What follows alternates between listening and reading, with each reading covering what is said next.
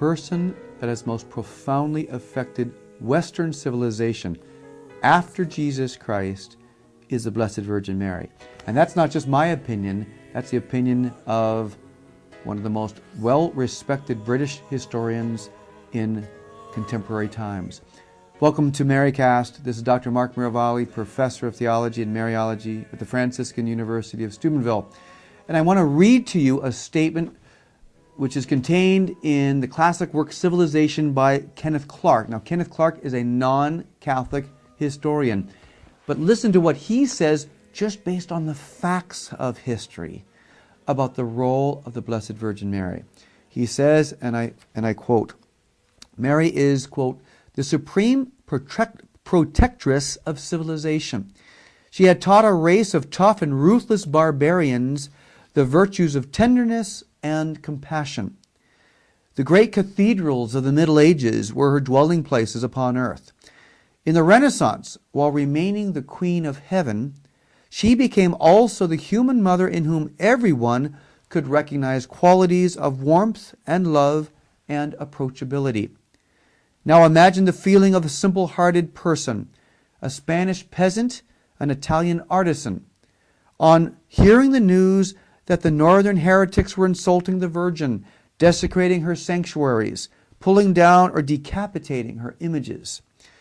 He must have felt something deeper than shock and indignation.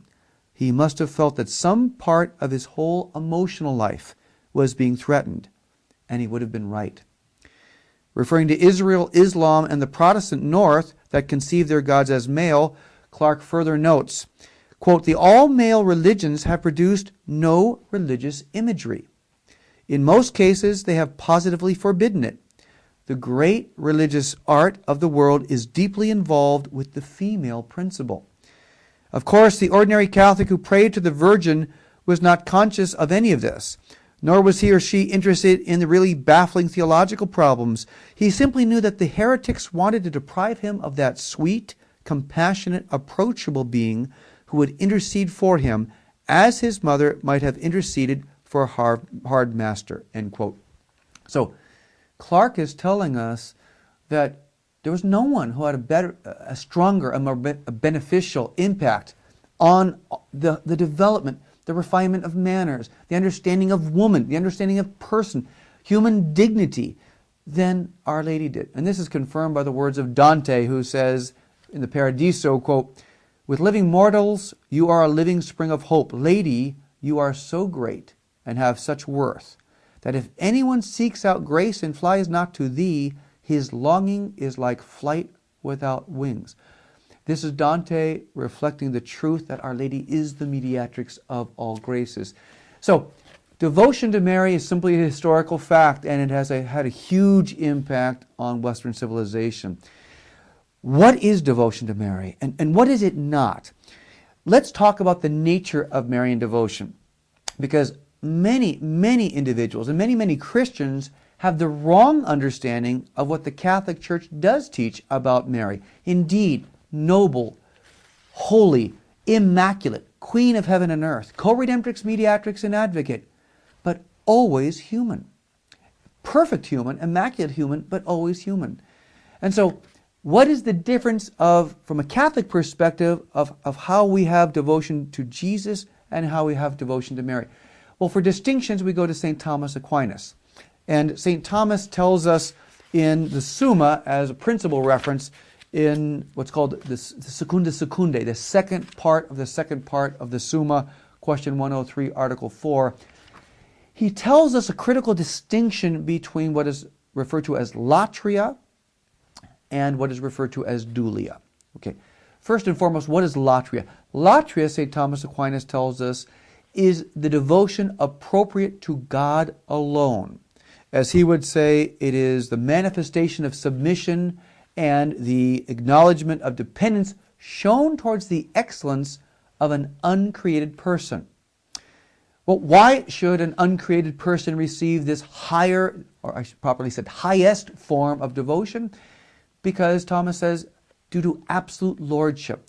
This is the creator of heaven and earth. And only the creator of heaven and earth deserves a form of worship which includes sacrifice. So latria is the Greek word that would signify devotion which is proper only to God alone.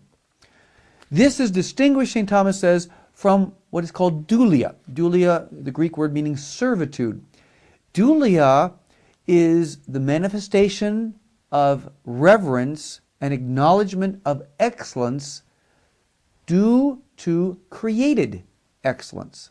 And what does that mean? That means, look, if something is created and it's excellent, that also deserves our honor. Quite frankly, we do this all the time in the civic arena. We give gold medals for created excellence in the terms of sports endeavors. We give honor societies and honor awards to people who excel intellectually. Indeed, our civilization does give honor to created excellence. So why not God? And St. Thomas Aquinas tells us further that those who excel in holiness are the saints. And the saints who enter the communion of saints have the power to intercede on behalf of the rest of humanity. God has given them this power in light of their created excellence in love of God. So dulia is the category of what we say devotion, of love, of respect, of honor to beings who have created excellence in the order of their holiness and unity with God, i.e. the saints. So latria, unique of God. Dulia, appropriate for saints. Where does the Mother of Jesus fit into that scenario? Well, the Mother of Jesus receives, St. Thomas says, a form of devotion that is certainly under latria, but beyond dulia. And St. Thomas calls that hyperdulia. Hyperdulia is different in nature and degree to the devotion that the rest of the saints should receive. Now I want to say that again, it's different in nature and degree. It doesn't mean just more of dulia, it's a specific form of devotion that is unique to the Blessed Virgin Mary. Now why? Why would Mary, of all the angels and saints, receive a special form and level of devotion? Well, there are endless reasons, but I'm going to give you three big reasons, three foundational reasons. Number one, that Mary alone is the Mother of God. Mary alone gave flesh to the Word made flesh.